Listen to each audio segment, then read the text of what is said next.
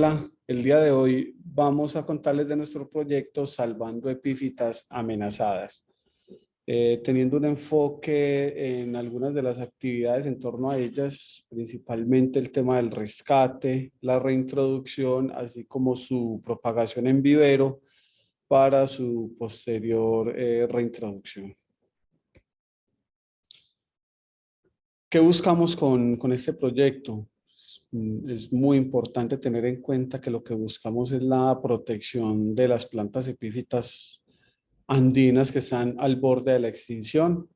Son muchas, el listado es bastante grande, pero en este caso nos enfocamos en un listado mucho más pequeño, de alrededor de 20 de ellas, entre orquídeas, bromelias, anturios, algunas generiáceas, que por algún motivo se encuentran amenazadas, bien sea por extracción, por pérdida del hábitat, por deforestación, básicamente en su mayoría actividades humanas, por el cambio climático. Y quiero iniciar con estas dos imágenes. Tanto a la izquierda como a la derecha vemos pérdida del bosque. En el caso de la foto de la izquierda tenemos un camino que es muy utilizado por la comunidad, y la planta que vemos ahí trepando es una especie de filodendro. Ese camino fue limpiado hace poco. eh, Prácticamente, pues, como se dice, le olearon machete. Ese filodendro perdió conectividad con el suelo, lo cual lo pone en riesgo, un riesgo muy alto de deshidratación, de que muera la planta. Entonces ya prácticamente fue rescatado y reubicado. Tenemos también un bosque. En la parte derecha tenemos un bosque que fue talado para sembrar pino. Lastimosamente, esa es una de las grandes presiones que se ejerce sobre este tipo de planta, en este caso las epífitas. En la misma imagen vemos un tronco ahí en primer plano con una especie de filodendron también adherido a él.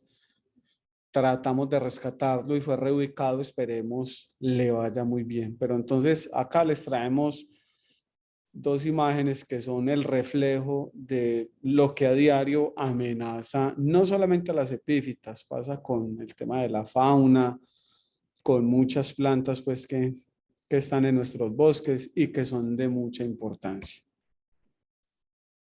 Para el tema de los rescates, iniciamos con el rescate. Nosotros, previo a eso, tenemos unas reuniones de planificación de las actividades con todo el equipo de trabajo. Inicialmente nos trazamos el objetivo para que queremos rescatar y reintroducir, porque no en todas partes pues va a ser lo mismo. Algunos habrá que hacerlos por obligación, otros por norma y otros pues porque queremos aportarle como tal a la conservación. De esa planificación, pues sale la priorización de las especies. En este caso, como les decía, pues tenemos un abanico bastante grande de especies epífitas que están amenazadas, y abarcarlas todas sería muy complicado, sobre todo porque pues, el recurso humano es limitado. O sea, tenemos muy poco personal. Pero entonces hacemos un listado de algunas de ellas que están o amenazadas localmente, o el bosque donde se encuentran pues está siendo aprovechado o está siendo deforestado, o algunas que son endémicas, que tienen pocos registros. Entonces todo eso es como lo que se tiene en cuenta a la hora de elegir las especies. Y también como el procedimiento a seguir, o sea, los cuidados necesarios de estas plantas que colectamos. Entonces, básicamente lo que hacemos nosotros es marcar un paso a paso y determinar, bueno, tenemos 4 personas. Sabemos que con estas 4 personas, el día de hoy vamos a rescatar, voy a decir algo, 100 individuos, y sabemos que eso es lo que mañana vamos a procesar y a reintroducir. O sea, no rescatamos grandes volúmenes porque pues ¿para qué voy a almacenar yo grandes volúmenes de planta que sabemos que en los bosques están?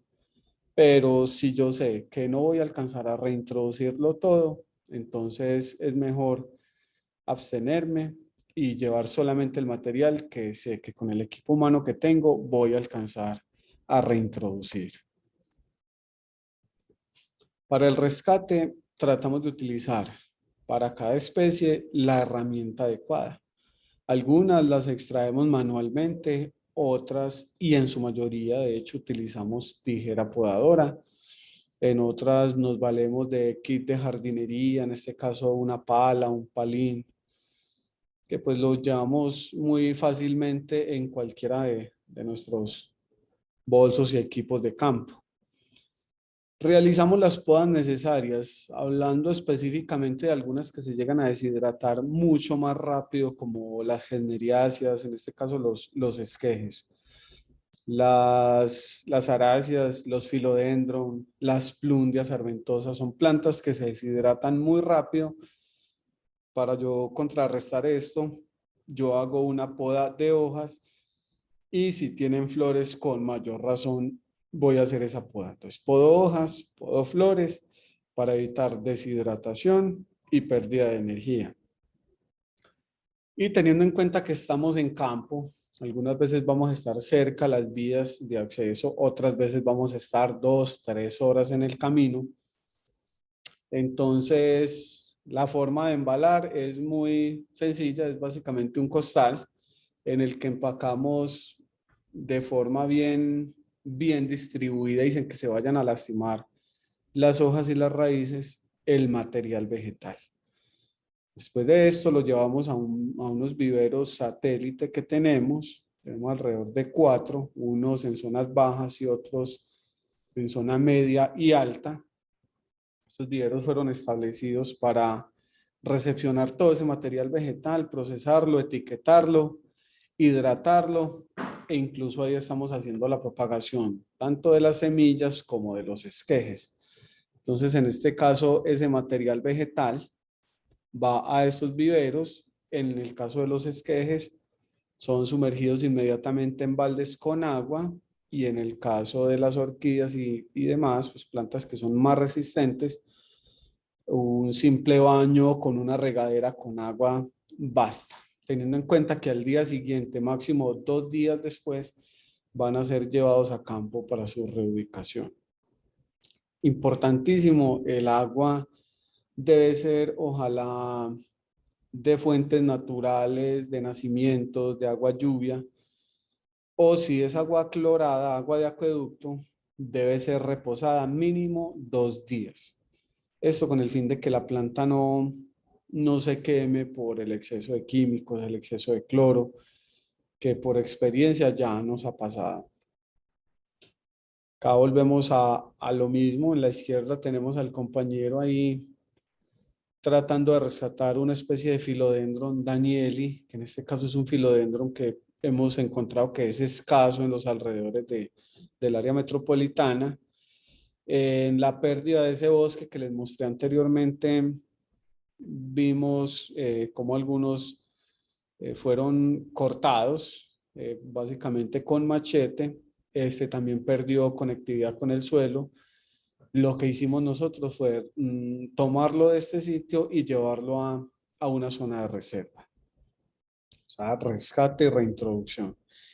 Y acá vemos en la derecha otro compañero haciendo rescate de una especie de Pleurotalis, que es la calograma, una orquídea nativa de la zona. De hecho, de acuerdo pues a las salidas que hicimos para registrar, solamente lo hemos encontrado en una localidad en los alrededores de Medellín, lo cual pues representa un alto riesgo para la especie, teniendo en cuenta que la mayoría de los bosques donde se encuentra van a ser aprovechados, en este caso las plantaciones de pinos. Pues ahí tenemos al compañero rescatándola del suelo, porque realmente ahí donde la hemos visto la vemos en el suelo, cosa que es pues atípico porque originalmente estas plantas fueron epífitas. Ahí está introduciendo su palín, levantando sus raíces tratando de no lastimarla mucho para llevarla nuevamente a un nuevo sitio donde va a prosperar y donde vamos a garantizar que esta planta va a sobrevivir.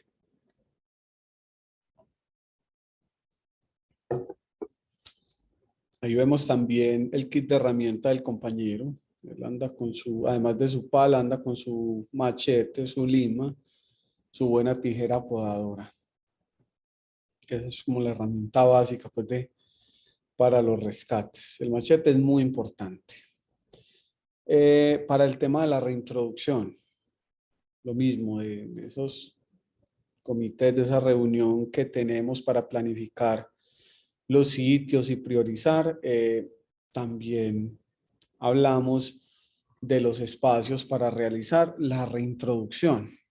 Entonces, tenemos en cuenta lo más importante para nosotros es que esos sitios donde se va a reintroducir se nos garantice que ese bosque va a permanecer en el tiempo, va a perdurar, va a ser conservado, porque solamente eso nos va a garantizar el éxito en la reintroducción de las epífitas. Entonces, identificamos diferentes zonas de vida. Esto es muy importante aclararlo y es, si nosotros tomamos una planta que está en una zona de vida de unos 1800 metros de altura, tenemos que garantizar una localidad, ojalá muy cercana, con esas mismas características y con esa misma altura, condiciones de humedad, de vientos, de luminosidad, ojalá muy similares para poder garantizar éxito en esa reintroducción. Identificación de los árboles hospederos, esta sí que es importante, porque uno quisiera ubicar plantas en todos los árboles, pero no todos ellos llegan a albergar plantas epífitas. De hecho, algunos y muy comunes, hablo por ejemplo en zonas altas, en tierra fría, lo que es el yarumo, lo que es un pategallina, que son árboles muy comunes, pero que uno nunca los ve con una planta epífita. Entonces ellos de entrada ya los hacemos a un lado. Utilizamos más bien árboles con una corteza rugosa, árboles de buen porte, árboles que tengan madera fina, que puedan llegar a soportar el peso de estas plantas cuando se desarrollen completamente. Pues la norma habla de que si yo tomo la planta de un árbol X, debo llevarlo a otro sitio, a esa misma especie de árbol, pero muchas veces uno se encuentra con que en esas mismas zonas de vida, por ser bosques ya tan intervenidos, no encontramos esa misma especie de árbol. Entonces ahí hay que ser un poquito más flexibles, pero sí tratar de darle pues como a la planta esas condiciones que requiere. En el caso de la herramienta que se requiere pues para la reintroducción, nos valemos de escaleras y equipos de altura. En ambos casos, equipos certificados que tengan una hoja de vida eh, bien legible, bien claro, o sea, en qué se ha utilizado, si la escalera, por ejemplo, recibió golpes, sabemos que es una escalera con la que hay que tener cuidado y a lo mejor utilizar otra. Todos los equipos de altura, cuerdas, arnés, casco, todo bajo la reglamentación, porque después de que pasemos de 1,5 metros de altura, que en la mayoría de los casos se da, tenemos que tener incluso el equipo humano capacitado en trabajos de altura. Eso es muy importante. Y ya hablando como tal de la reintroducción de la actividad, eh, hay dos cosas que yo he considerado pues que tenemos que tener muy presentes. Primero son las condiciones ambientales, para lo cual pues yo debo conocer muy bien las zonas y determinar, hombre, si estamos en época de sol, época de verano, yo no debería hacer rescates, por ende no habría que hacer reintroducciones. Se debe hacer principalmente en época de lluvia, porque yo tengo que garantizar, una de esas dos cosas que yo debo garantizar es la humedad para las plantas. Entonces, inicialmente algunas van a recibir poda de raíces, otras vienen de esquejes, entonces no tienen raíces. lo primero que ellas van a tender a sacar son raíces para poder absorber nutrientes y adherirse a los árboles hospederos. Y lo segundo que yo tengo que garantizar es este primer ítem, que es el amarre firme. No la podemos amarrar con miedo, ella no se puede quedar moviendo absolutamente para ningún lado, porque tenemos que esas raíces pequeñas que están empezando a sacar las epífitas después de la reintroducción son la parte más delicada en la planta. Tanto así que si se queda moviendo por algún motivo, por el viento o por acciones humanas, esa raíz se llega a partir o a lastimar y eso me retrasa completamente el proceso, casi que me duplica el tiempo, incluso en algunas plantas puede causar la muerte. Entonces, ese amarre tiene que ser firme, no nos puede dar miedo amarrar la planta porque eso va a garantizar el éxito. Hay unos cuidados básicos y es, bueno, yo hice la siembra en época de lluvias, pero entonces me entró el verano. Yo tengo que suplir esa necesidad de humedad de la planta con unos riegos de acuerdo a la intensidad del sol. Entonces va a ser la intensidad de riego que yo voy a manejar. Esos riegos se deben hacer ojalá en la mañana.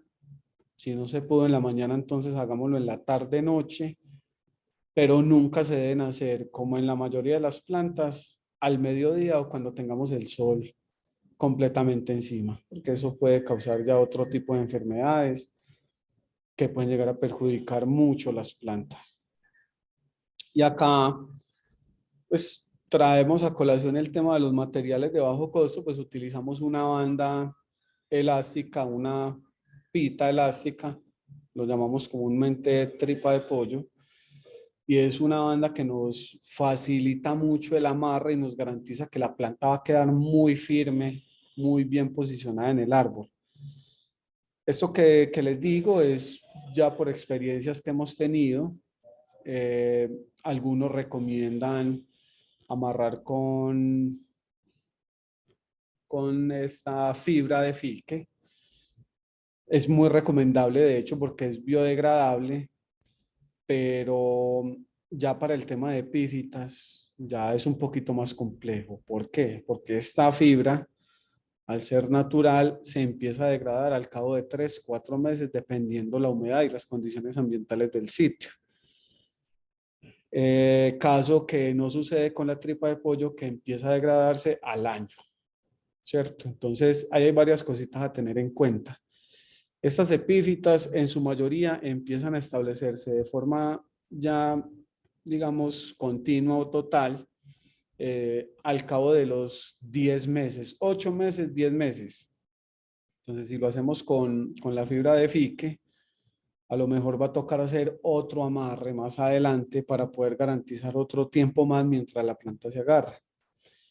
Y pues algunos hablan de que la tripa de pollo es muy invasiva con el árbol, que puede generar anillamiento, pero hemos visto que, que esta fibra al cabo de un año y medio, por efectos del sol y de la humedad, se cristaliza, haciendo muy fácil su desprendimiento. Entonces simplemente se corta. Queremos hablar pues que básicamente lo que se necesita para rescatar y reintroducir son ganas, porque el material es de muy bajo costo realmente. Acá tenemos ya el trabajo en campo. A su izquierda, en la parte superior, pues en la parte izquierda tenemos una orquídea Eriopsis biloba, nativa de esta zona, más, digamos, vulnerable por el tema de la extracción directa del hombre, porque es una planta muy carismática, muy escasa. Se encuentra en el suelo, pero originalmente es una epífita baja, es decir, que está a menos de 2 metros de altura sobre la corteza de los árboles en bifurcaciones, y es eso lo que queremos mostrarles acá, cómo utilizamos la bifurcación, una bifurcación a menos de 1 metro de altura. Ahí posicionamos bien la planta, organizamos bien sus raíces, y en la foto de la mitad vemos cómo el amarre queda tan firme que posibilita usted darle varias vueltas, y eso va a garantizar que la planta quede bien amarrada, bien firme para que las raíces no se lastimen. Y acá en la foto de la derecha vemos cómo queda finalmente, incluso con una etiqueta, con un código por medio de la cual, pues ahorita les voy a mostrar, se le hace un seguimiento a todas las plantas y yo voy a poder hacer un monitoreo más adelante.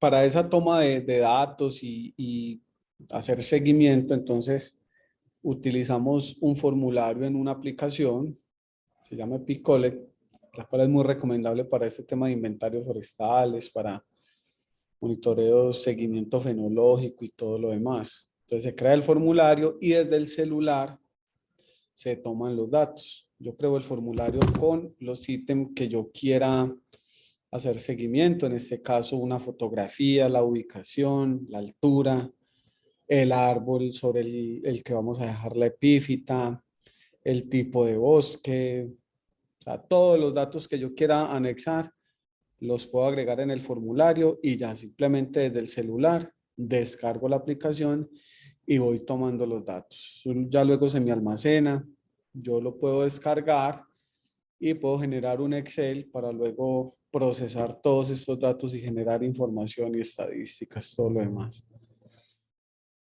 Entonces acá vemos varios métodos y mecanismos de propagación de las plantas. Básicamente nosotros manejamos dos para este proyecto, que es por semillas y por esquejes.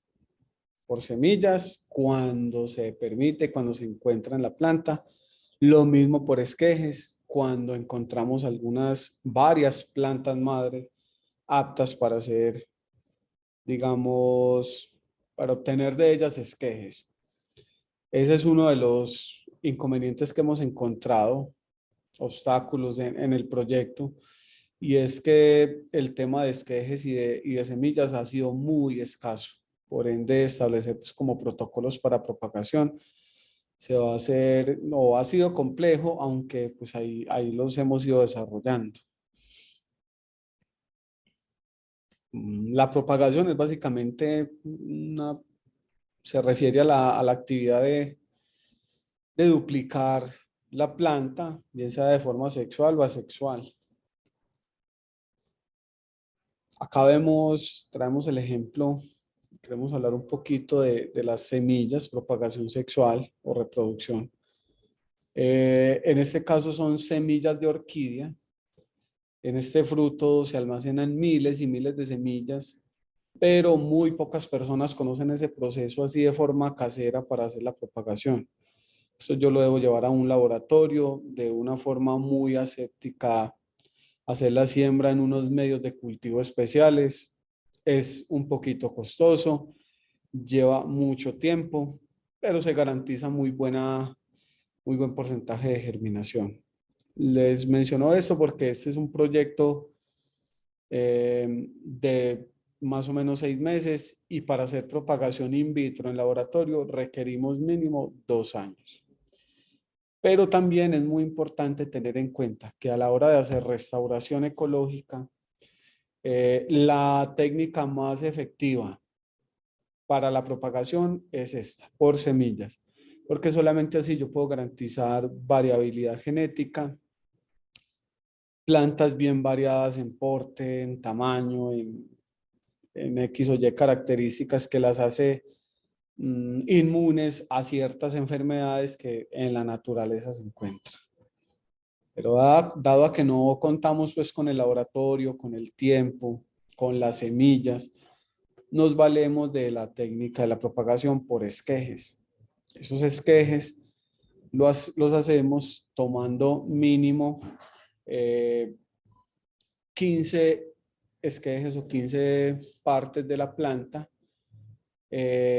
pero eso sí, teniendo varias plantas madre para poder tomar como tal partes de ella, porque si no tenemos varias plantas madre, entonces estamos llevando material vegetal al bosque de la misma planta, o sea que tiene la misma vulnerabilidad, las mismas características, y eso es precisamente lo que tenemos que evitar.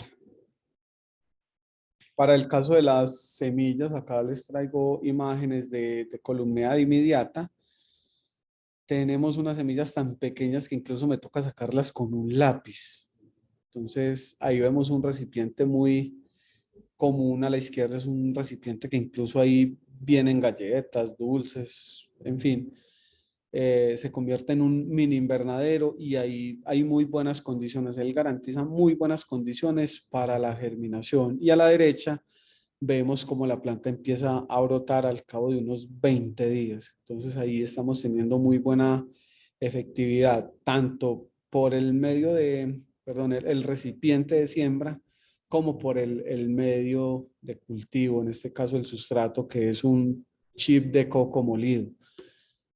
Nosotros estamos empleando sustratos ecológicos, sustitutos ecológicos, principalmente a base de coco y a base de cisco de arroz, porque mirando, observando pues en la naturaleza, estas son plantas que crecen sobre la hojarasca.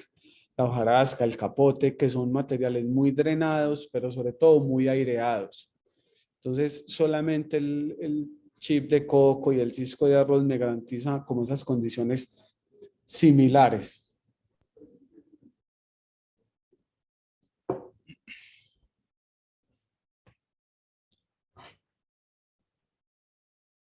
Ya la propagación asexual se refiere pues netamente a las estacas. Más que eso, pues les quiero mostrar la parte superior, la imagen de una columnea purpurata.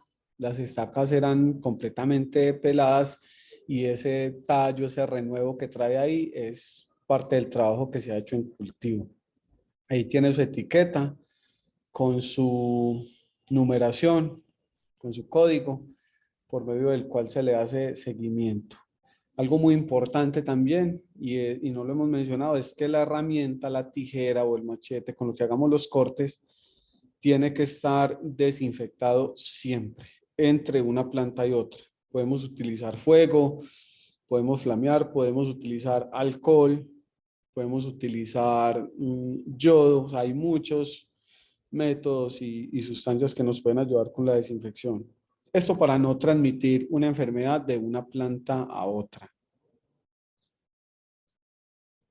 Acá tenemos el listado de las 10 especies para las cuales queremos desarrollar un protocolo de propagación, que pues la idea es próximamente tenerlo disponible para, para las personas que quieran aprender a propagar y que quieran meterse en este tema de la conservación. Incluso les puede llegar a servir para otras plantas que tengan en sus casas.